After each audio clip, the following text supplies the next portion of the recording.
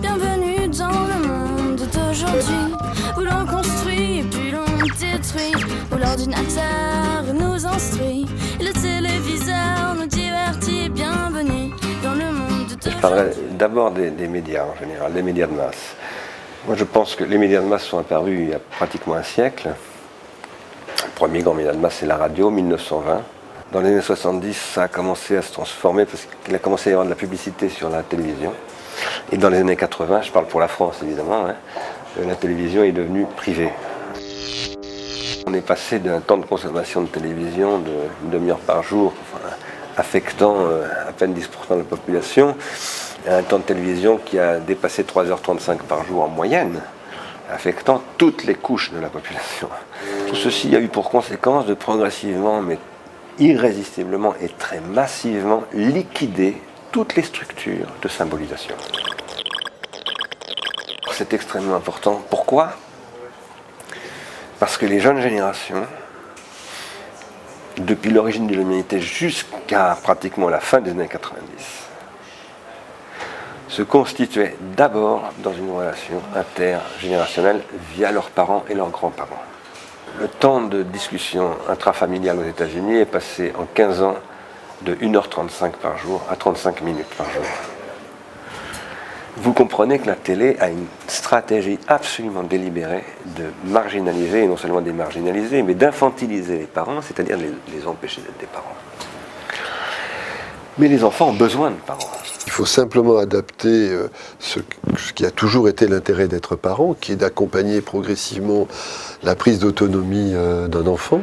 C'est une chose qui reste un classique, c'est-à-dire que on le prend avec un taux de dépendance maximum et on espère l'amener à un taux d'indépendance maximum. Voilà. Les parents, quand des adolescents, voient souvent le très mauvais côté des choses. Ça, les adolescents, c'est difficile. Moi, je leur dis, mais rendez-vous compte, vous avez chez vous un technicien familial des nouvelles technologies.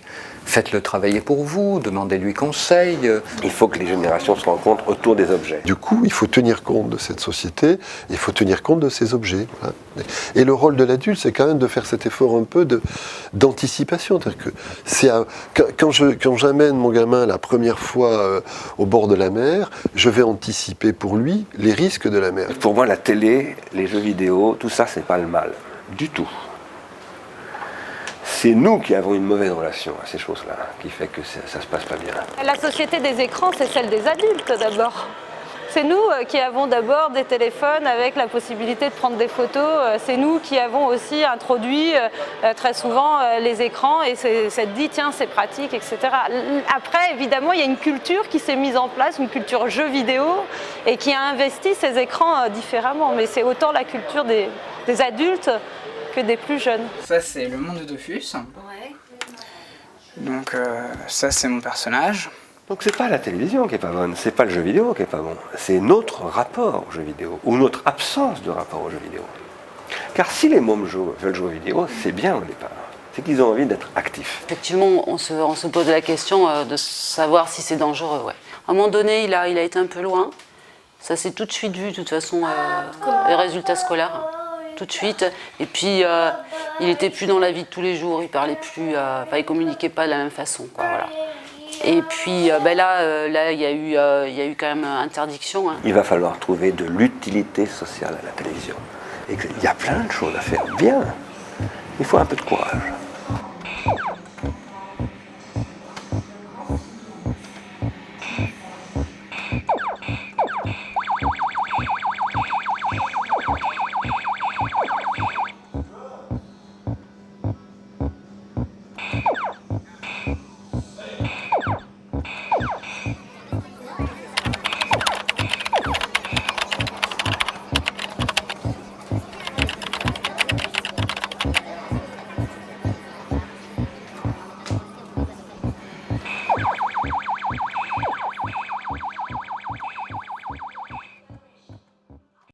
or they try to